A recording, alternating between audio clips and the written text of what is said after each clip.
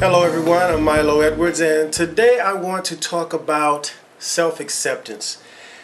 Self-acceptance, first, self-acceptance and self-esteem are related, but they're not the same. Self-esteem refers specifically to how valuable or worthwhile we see ourselves, and self-acceptance suggests an overall affirmation of ourselves. When self-accepting, we're able to embrace all facets of our being, not just the positive. Our self-acceptance is unconditional and it's free from mitigation. We free ourselves to recognize our weaknesses, shortcomings, our strengths, and it doesn't interfere with our awareness and our ability to accept ourselves. In your desire to accept you, you must examine the things about yourself you haven't accepted. It's only then, when we've stopped judging and condemning ourselves so harshly, we can be secure with and accept who we are. This is an area where our self-esteem and self-acceptance do cross paths, because as soon as you accept and stop the harsh judgment, our self-esteem rises. So this is vital to being joyful and having peace of mind. But before you begin to enjoy the wonderful, high of your self-esteem, you must learn to accept yourself unconditionally. And self-acceptance begins in our infancy with the influences of our parents, siblings, and other important people. As a child, you have an overwhelming need for love, approval, and acceptance from the important people in your life. A developing child requires this because the emotional support, it helps our emotional support and our healthy personality group growth actually depends upon it. A person grows up strong and happy being he or she receives an abundance of nurturing in his or her formative years, prior to the age of 5. Almost all of our problems as kids and adults can be traced back to love withheld somewhere in the past. There is nothing more destructive to the evolving and emerging personality than being unloved or unaccepted for any reason by someone who we consider extremely important in our lives, or just important, period. We must commit to exploring ourselves in such a manner that will generate self-compassion.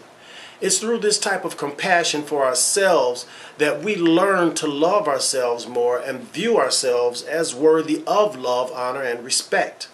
Our willingness to confront that which we are most ashamed of, that we are afraid of, and that we struggle against regularly is recognition of our own goodwill towards ourselves, which we've withheld from ourselves for far too long.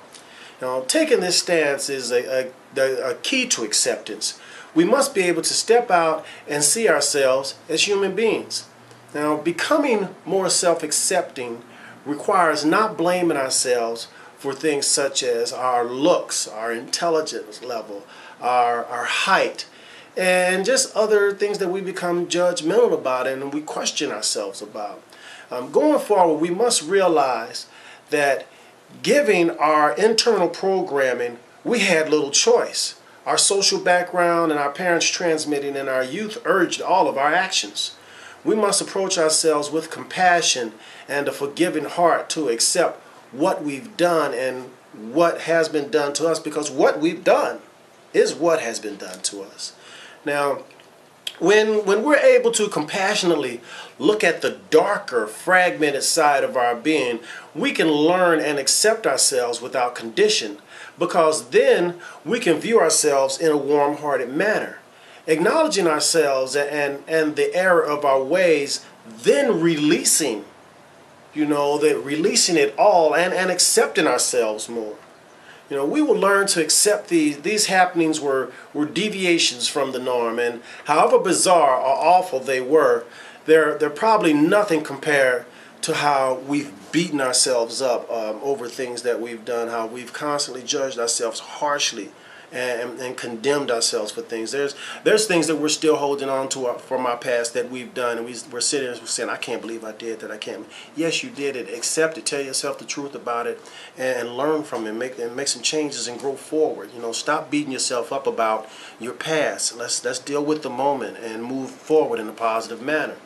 Now, take complete responsibility for various parts of your life. Refuse to make excuses and blame other people. Develop a clear sense of direction for your life. Know what you want to do, who you are, the direction you want to go, and with each step that you take towards that accomplishment of that predetermined objective, it rises your self-esteem and improves your level of self-acceptance at the same time. Now, you must realize that everything you do or say to another person causes the same effect within you. When you are kind, friendly, and courteous to another, you improve your own level of self-respect and self-acceptance. When you do something nice for another person, you tend to feel better about yourself.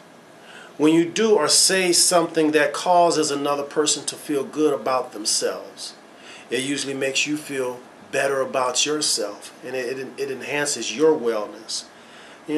Live your life in the truth and act upon your truth as only you can. No one can act upon your truth but you. Tell yourself the truth, forgive yourself, forgive others, and grow forward in self-acceptance. Love, honor, and respect yourself. So, in honoring yourself, surrender to yourself. That's one of the most loving things you can do, is surrender to yourself and tell yourself the truth. Say, oh, okay, you know what? This is what really happened. This is where I'm at.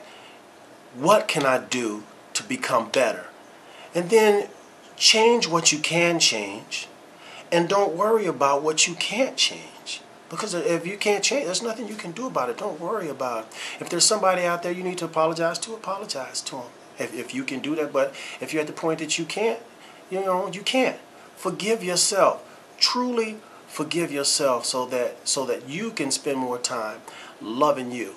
It doesn't make any sense to sit around and be sad and worry and have anxiety about things. Surrender to it, accept it for what it is, accept you, change what you can, and grow forward. And just love yourself more. Because, love is our natural existence, as I've always said. And the more time you spend in a loving place, the better your life will be. So spread that love throughout the world. Accept who you are. Tell yourself the truth about who you are. And live the beautiful life that you're meant to live. This is Milo Edwards, and you all have a beautiful day. I'll talk to you later.